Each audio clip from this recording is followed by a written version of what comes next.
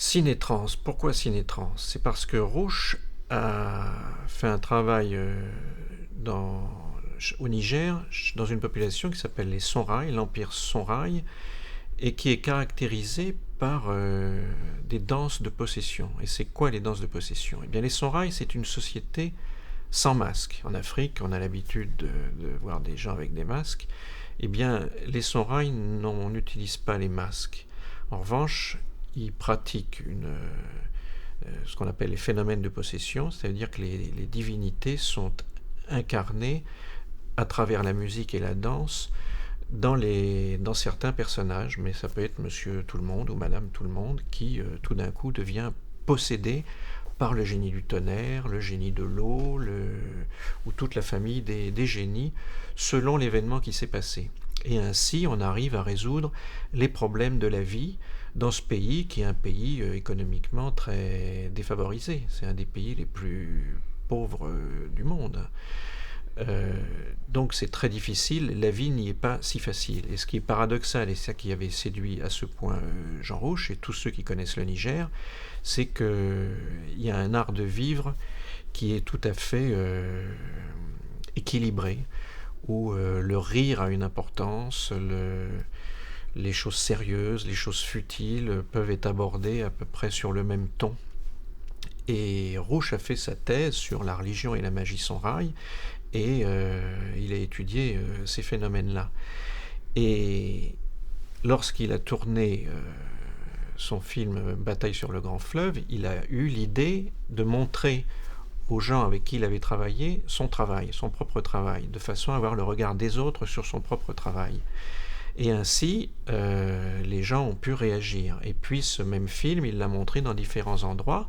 Et à l'époque, il travaillait sur les migrations vers la côte atlantique. Les gens du Niger, le Niger est un pays enclavé, et donc pas très riche, et donc les jeunes migraient vers les régions économiquement plus avantagées, et notamment vers le Ghana et vers la Côte d'Ivoire.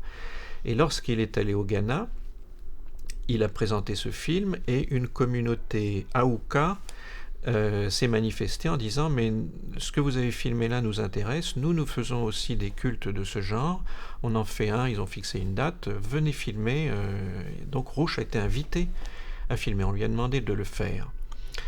Et ces communautés Aouka, dans ce système de danse de possession, c'est ceux qui s'occupent des dieux modernes. C'est quoi les dieux modernes?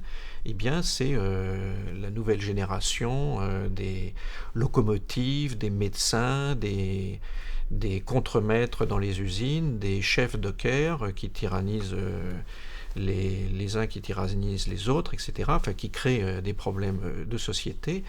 Et les Songhai, avec leur culture traditionnelle, ont su adapter ces éléments nouveaux. Et là, on est dans l'Empire britannique, puisqu'on est encore dans l'époque des colonies, le Ghana. Et dans cet empire-là, le week-end, après avoir vécu une semaine de travail, on pourrait dire ordinaire, eh bien cette communauté va se ressourcer dans un village pour essayer d'exprimer ce qu'ils ont subi toute la semaine. Pas forcément agréable. Et du coup, n'importe qui peut devenir le gouverneur, peut devenir le docteur, peut devenir le général, peut devenir les détenteurs des pouvoirs. Mais c'est une cérémonie très violente. Et pour essayer de la rendre explicite et de la faire comprendre, eh bien Rouch a réussi à le faire en filmant. Et en filmant avec des outils qui sont invraisemblables aujourd'hui, on n'arriverait pas à le faire. Il avait à l'époque une petite caméra qu'il avait achetée au plus, une caméra comme celle-ci, une belle EOL, des caméras d'une solidité incomparable. Cette caméra-là, je m'en sers toujours. Elle a plus de 50 ans, et c'est une espèce de moulin à café que l'on remonte comme ça, qui fait un bruit de moulin à café. Voilà. Et là, on tourne. Là, on filme. Et quand on filme comme ça, il y a ce bruit qui est plutôt gênant.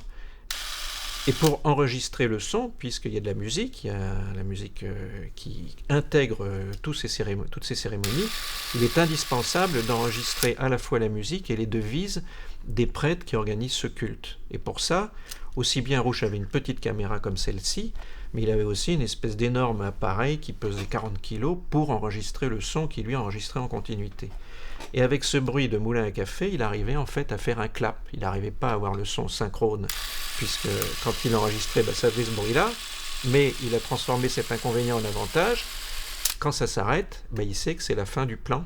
Ça veut dire qu'il peut reconstituer la musique qui va dessus. Et il a réussi, de cette manière-là, à post-synchroniser un son de façon plausible dans ce cérémonial très complexe qu'il a filmé dans la continuité. Et ce qu'il disait aussi, ça peut être perçu comme un inconvénient d'avoir monté sa caméra toutes les 25 secondes, on a un crédit de 25 secondes pour faire un plan, ça va très vite, et puis ensuite il faut remonter. Et ce que disait Rouch, quand je remonte, au moins ça me permet de réfléchir à ce que je vais faire après. Il savait qu'il avait fait un plan dans un axe, et qu'il fallait qu'il fasse un plan dans une contre-valeur pour pouvoir, ensuite au montage. Il pensait tout de suite comment je vais monter ce que je suis en train de filmer, et il disait, en fait je suis mon premier spectateur à la caméra, et il repartait avec sa caméra pour filmer.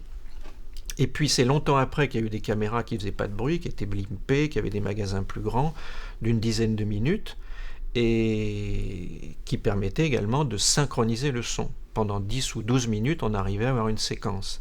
Et bien Rouch, quand il a eu en main ce genre de matériel, il a cherché à faire ce qu'il appelait des plans séquences, c'est-à-dire raconter une histoire avec seulement une prise unique. C'est la première prise qui est la bonne. Et l'exemple de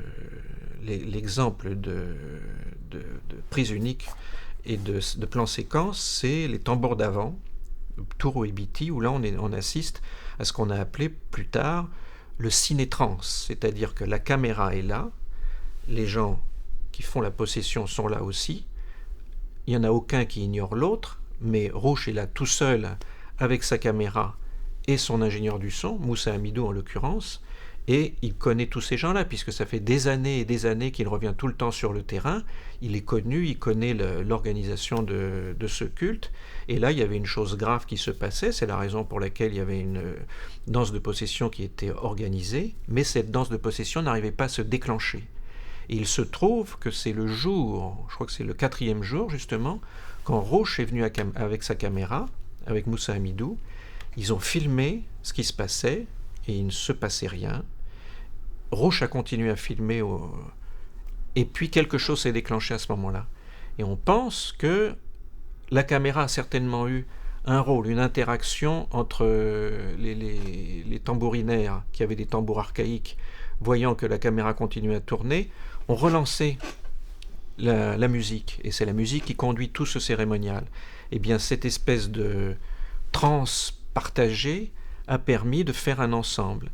Et Rouch a filmé la cérémonie, et puis ensuite elle a fini son plan séquence en faisant un fondu au noir, puisque ça se terminait ainsi. Et c'est là la véritable symbiose entre le filmeur et les gens filmés. C'est Touro et Beatty, les tambours d'avant, un chef-d'œuvre.